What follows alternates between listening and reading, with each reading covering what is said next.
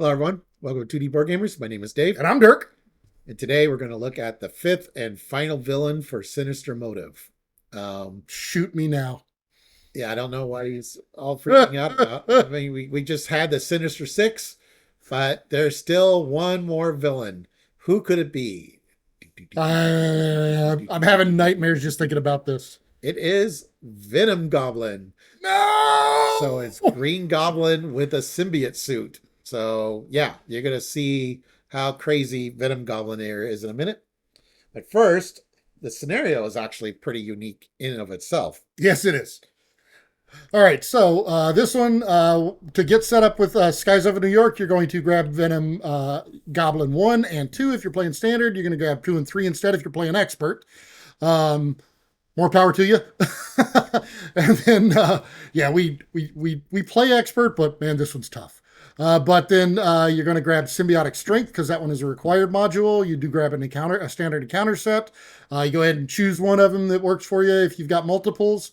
But then you'll grab one additional encountered set, and they suggest Goblin Gear. So for setup for this, you're going to put 3 main schemes into play. You're going to put Lower Manhattan, Midtown Manhattan, and Upper Manhattan all into play. And you're going to place the glider counter on Midtown Manhattan. We'll explain to you in a second what that does. You're going to flip this card and set it aside. Okay. So on the flip side of this card is Skies Over New York. It's an environment. Player cards that affect the main scheme can apply to any main scheme. Encounter cards that affect the main scheme only apply to the scheme with the glider counter on it, including the placing of acceleration tokens. So that's actually kind of interesting, is the acceleration tokens. Yeah, they will when you go through the deck. And they like you'll have one of them could have substantially more than another one. Yeah.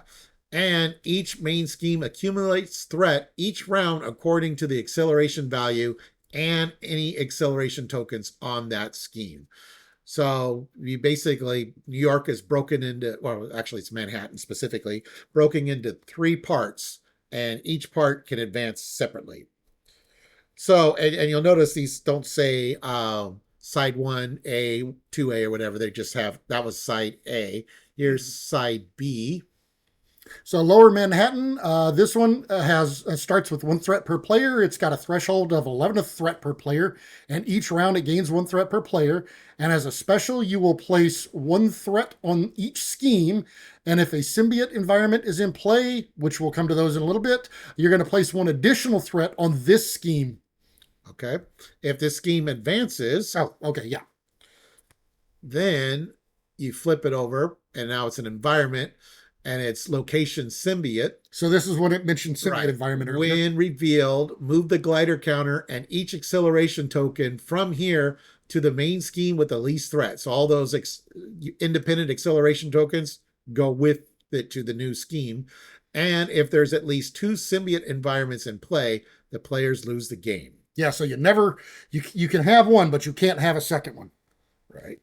All right, so the second main scheme is Midtown Manhattan. This one starts out with 2 threat per player. It's got a threshold of 12 threat per player. Gets 1 threat per player per round. And the special in this one is you take 2 indirect damage. And if a symbiote environment's in play, you're going to take 1 additional indirect damage. Right. And then if it completes, again, this is the same. Now Midtown is overrun by symbiotes as well. Then D is Upper Manhattan. You discard 1 card from your hand, and if the symbiote environment is in play, you discard the top 4 cards of your deck as well. Starts with 0, comes in with 1 threat per player per turn, and has a threshold of 10. And if it completes, again, the same thing. So yeah, you can let 1 pop, but that's it. All right, so Venom Goblin. So if phase 1 here, he's got 16 hit points per player. He schemes for 2. He attacks for 2. He is a Goblin symbiote. He does have steady. And as a force response, he infests the city. So after he activates against you, you're going to move the glider counter to the main scheme with the least threat. And then you're going to choose to either place 2 threat on that scheme or resolve its special ability. Now, one thing of note is if there are more than 1 a scheme that fits that, if there's two of them tied for the same amount, then you can choose, as the players can choose. Mm-hmm. All right. And then stage 2, which we start with in expert or end with in standard. He comes in with 2 scheme, 3 attack. He's got 18 hit points per player. Steady toughness. When revealed, deal 2 face down encounter cards to each player. That's goblins, standard, making you have extra encounter cards. Then claim the throne. After Venom Goblin activates against you, you move the glider counter to the main scheme with the least threat and resolve its special ability. So one of the big keys to this is when you're thwarting is you can kind of control what he's going to do by how much threat you leave on all the different schemes. However, of course, he's not going to make it that easy for you. His treachery cards are going to affect that. So yes. You can try. Yes. All right. And then phase 3 here. So if you're playing expert mode, this is where you're going to finish at if you survive that long. He's got 21 hit points per player. He schemes for 3. He attacks for 3. He has retaliate 1, stalwart, and toughness. When he's revealed, you're going to deal 3 face down encounter cards to each player. And his force response is the Reign of Terror. So after he activates against you, you're going to move the glider counter to the main scheme with the least threat and place 1 threat on that scheme and resolve its special ability. Okay. Then we are 1. 3 scheme, 3 attack, attached to Venom Goblin. Hero action, spend 1 of each resource type to discard. Yeah, 3 and 3. That means if you're playing expert mode, you're on phase 3. He's got a base 6/6. We've got Symbiote Berserker here. We've got 2 copies of this minion. It's a symbiote with 5 hit points, schemes for 0, attacks for 3. And while a symbiote environment is in play, it gains quick strike. And if it comes out as a boost, you move the glider to the main scheme with the most threat and place 1 threat on that scheme. You notice these guys are tougher when there's a symbiote environment in play. Yes. So we got another minion here, Symbiotic Monstrosity. 2 scheme, 2 attack, 6 hit points with an asterisk. Retaliate, steady, toughness. While a symbiote environment is in play, it gets +3 hit points. And as a boost, if this activation is an attack, this attack deals indirect damage. All right. Next, we have got 4 copies of Symbiotic Thrall. This is symbiote with 4 hit points that has guard. He schemes for 1, he attacks for 2, and while a symbiote environment's in play, he also gains patrol. So you cannot thwart the main scheme while he's in play. If it comes out as a boost, you're going to place a threat on each main scheme without the glider counter. So it's going to be 2 of them if they're all 3 out. They're going to get that. So if you're wondering what would happen if your Justice player is doing really good and making sure that none of the schemes pop so you can avoid all the buffs with the symbiotic environment, well, don't worry. He's got an answer to that. He's got an answer to that. This is the Festering Mass. Comes in with 5 threat. While there are no other symbiote environments in play, this card is considered a symbiotic environment, and it has an acceleration token. So now all those buffs can trigger. All right, so we've got Joyride here. So this is a side scheme with 2 threat, and it's got Hinder 2, so you'll add an additional 2 threat per player. Whenever it's revealed, you're going to move the glider counter to the main scheme that has got the most threat on it, and you will resolve that scheme's special ability, and this one has a hazard on it. All right, then we have 2 copies of Spreading Panic. It's a surge. Resolve the special ability of the scheme with the glider counter. And as a boost, resolve the special ability of the scheme with the glider counter. All right. Then the required module is Symbiotic Strength. All right, so the first thing we've got here is the improved weapons attachment. This one, you're going to attach it to the villain, and it gives him an amplify. And as a hero action, you can spend 1 of each resource to discard this card. All right. Then we have Violent Tendencies. Attached to the villain. After attached villain takes any amount of damage from this attack, give the attached villain a face down boost card. If the attack deals 3 or more damage to the attached villain, discard this card. Right, we've got the webbed up. So this one acts similar to the hero's webbed up. This you attach it to your identity, and then whenever your hero would attack, you discard the webbed up instead, and you become stunned. And if this one comes out as a boost, you're stunned, and if you were already stunned, you're going to take 2 damage. Okay. Then we have 3 copies of Enraged Symbiote. 1 scheme, 2 attack, 2 hit points as a symbiote, guard and patrol, and as a boost, put Enraged Symbiote into play, engage with you. All right, and then we've got Swinging Assault. We've got 2 copies of this treachery.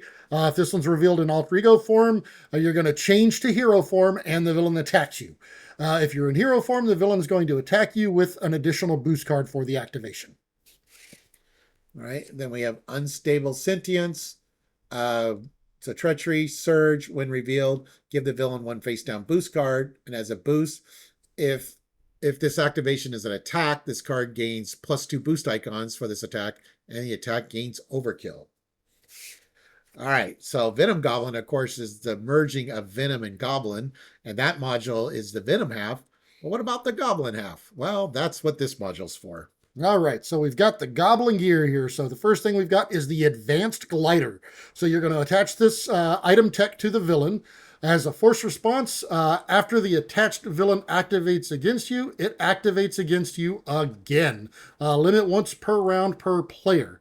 And as a hero action, you can discard any number of attack cards from your hand with a combined resource cost of 3 or more to discard this card. So it's a lot easier for the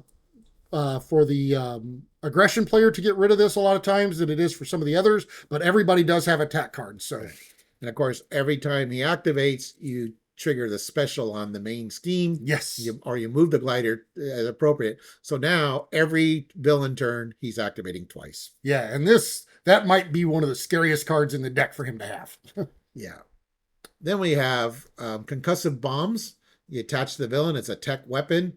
Uses 2 bomb counters. Gives him +1 attack. Force response. After the villain attacks you, remove 1 bomb counter from here. Exhaust 1 upgrade and 1 support you control. Yeah, and not or. All right, then we've got the incendiary bombs. So this one attached to the villain comes in with 2 bomb counters. It gives the villain +1 attack.